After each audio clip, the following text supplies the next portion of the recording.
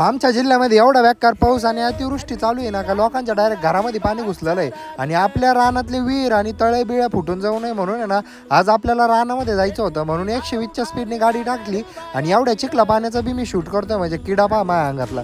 आणि त्याच्यानंतर आहे ना आमच्या इथला रेल्वेचा पूल पाऊस असू नसू बंदच असतो त्याच्यामुळं गाडी डायरेक्ट घरी लावून टाकली आणि पायी करीत आपल्याला रानात जायचं होतं. मग डायरेक्ट रुळं बिळं कुदून रस्त्याने चिखल तोडीत आपण रानामध्ये निघालो आणि आमच्या इकडे इतका पाऊस चालू आहे त्याच्यामुळे सगळ्या लोकांनी त्यांच्या मोटरी चालू करून आहे ना डायरेक्ट चाऱ्यांमध्ये पाणी सोडून दिलेलं आहे आणि आपल्याला पण आज तेच करायचं होतं. कारण एखाद्या दिवशी रात्री एखादा मोठा पाऊस झाला ना डायरेक्ट तळ फुटून जाण्याची शक्यता आहे म्हणून आल्या पहिले सगळ्या कॉक साफ करून घेतले आणि तळ्यातलं पाणी डायरेक्ट विहिरीत काढून घेतलं आणि विहिरीतल्या तिन्ही मोटरी डायरेक्ट अचानक भयानकमध्ये चालू करून घेतल्या आणि एकदम स्पीडमध्ये पाणी चालू झालं आणि मग रापा डायरेक्ट आहे ना चारीमध्ये पाईप टाकून सोडून घेतलं. एक मोटर कमी पाणी मारित होती त्याच्यामुळे फटकन दिवशी तिच्या डायरेक्ट सगळ्या वायरी बिरी बदलून घेतल्या आणि खतरनाक लेवल आणि आपलं आहे ना सोन्यासारखा माल आपल्या रानामध्ये पडलेला आहे. एखाद्या दिवशी जर मोठा पाऊस पडला ना अहिल्यानगरमध्ये इतका पाऊस चालू आहे भयानक का विचारताच होईना.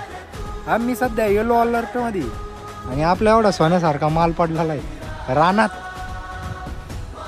तरी पण काही विषय नाही आपण शेतकऱ्याच्या पोर आहे ना असे संकट आपल्या 5वीला पुजलेले मस्तपैकी पपई पिक्केल सापडली आणि मग तोडून बिडून घेतली. त्याच्यानंतर आपल्याला डायरेक्ट आहे ना कापसाला चक्कर मारायला जायचं होतं आणि सकाळीच पप्पाने येऊन याच्यातलं सगळं पाणी काढून टाकलं होतं म्हणून कापूस पण आता एकदम टाकाटक दिसू राहिला. मस्तपैकी पपई बिपई घेतली आणि डायरेक्ट निघालो मी घराच्या दिशेने. आणि आता तुम्ही याला इतका भारी हा व्लॉग आवडला असेल तर पटकन दिवशी मुकुल साबळेला फॉलो करून टाका.